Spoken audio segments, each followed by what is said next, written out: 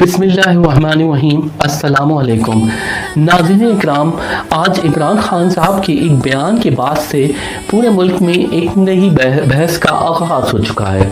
खान साहब ने अपने बयान में कहा था कि कादियानियों यानी अहमदियों को माइनॉरिटीज़ कमीशन का हिस्सा होना चाहिए। इस बयान के फ़ौरन बाद इमरान खान साहब ने कादियानियों को इस कमीशन का हिस्सा बनाने के अहकाम जारी कर दिए। अगर कादियानी यानी अहमदी इस कमीशन का हिस्सा बनते हैं तो ये इस बात का इकरार होगा कि वो अपने आप को नॉन मुस्लिम या गैर मुस्लिम समझते हैं। आज तक कादियानी अपने आप को मुसलमान जाहिर करते आ रहे हैं। आया अहमदी कम्युनिटी माइनॉरिटी कमीशन का हिस्सा बनती है या नहीं? इस सारी सूरत हाल के दो पहलू हैं, एक कानूनी और आइनी और दूसरा मजहबी और माशरती। मिर्ज़ा ग़ुलाम अहमद क़ादियानी के दावे ख़त्म नबूवत से लेकर कौमी असम्बली से 1974 में कादियानियों को गैर मुस्लिम करार देने तक बर्र-ए-सग़ीर के मुसलमानों ने एक तवील जद्दोजहद इस फितने के ख़िलाफ़ की।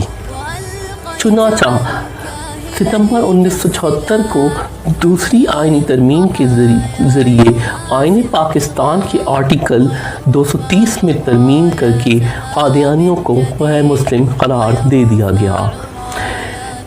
इस तब्दीली से कबल कौमी असम्बली के एक तवील तरीन इजलास में कादियानियों को उनके दिफा का पूरा मौका फराहम किया गया।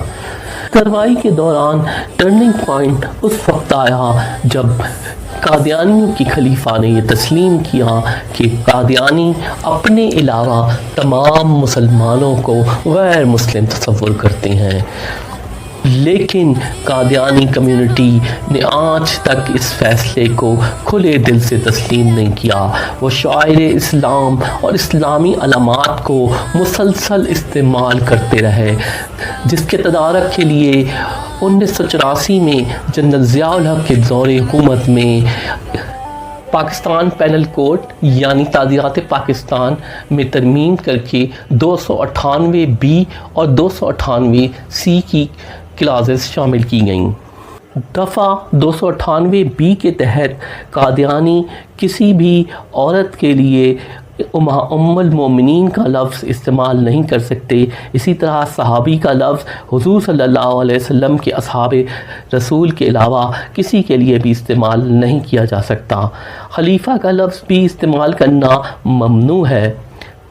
नेज़ कादियानी अपनी इबादतगाह को मस्जिद नहीं कह सकते। पाकिस्तान पेनल कोड की दफ़ा 298 के तहत कादियानी शख्स ख़ुद को मुसलमान ज़ाहिर नहीं कर सकता, ना ही अपने मज़हब जो कि दर हकीकत एक फ़ितने पर मुश्तमिल है उसको इस्लाम का रूप देकर पेश कर सकता है। आज भी अहमदी कम्युनिटी के अफराद मुल्क में कलीदी ओहदों पर फाइज हैं। बेशुमार महकमों और इदारों में ये बेपनाह असर और रसूख रखते हैं।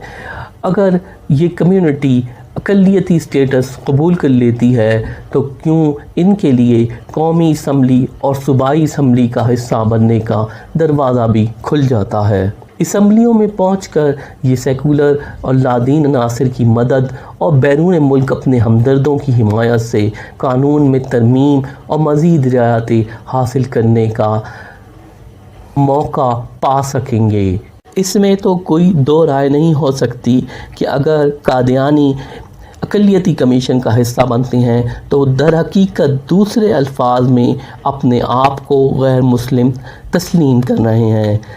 यही पाकिस्तान का आइन उनसे मुतालबा करता है, लेकिन एक कन्फर्म और साबित शुदा अक़लियत होने की हैसियत से ये बाद में अपनी इबादत और मजहबी रसूमात खुलकर अंजाम दे पाएंगे।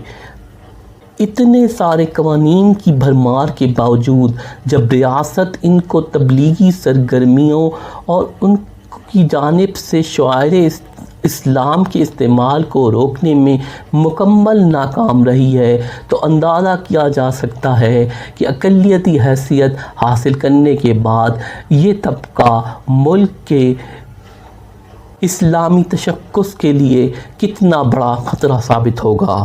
یہاں یہ بات ہم سب کو ذہن نشین کر لینی چاہیے کہ آئین میں قادیانیوں کے اوپر کوئی پابندی عائد نہیں کی گئی۔ اگر کوئی پابندی ان پر عائد ہوئی ہیں تو وہ پاکستان پینل کوڈ کی دفعہ 298 بی اور سی کے تحت عائد ہیں۔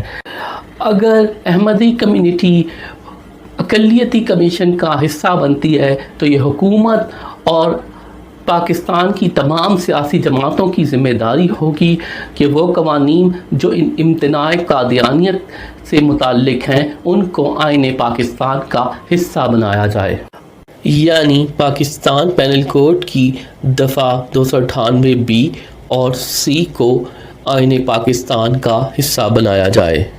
اگر ایسا نہیں ہوتا تو یہ اس بات کا ثبوت ہوگا کہ یہ مغربی ایجنڈے پر کام کرتے ہوئے در حقیقت اس کمیونٹی کے لیے سہولیات حاصل کرنا چاہتی ہیں اور ان کو مکمل مذہبی آزادی اور تبلیغ کی اجازت دینا چاہتی ہیں۔ تمام سیاسی جماعتوں کے سپورٹرز اور رہنماؤں پر یہ ذمہ داری عائد ہوتی ہے کہ وہ کسی بھی ایسے اقدام کی بھرپور مزاحمت کریں جس سے قادیانیوں کو اپنا شر اور فتنہ پر پھیلانے کا موقع ملتا ہو۔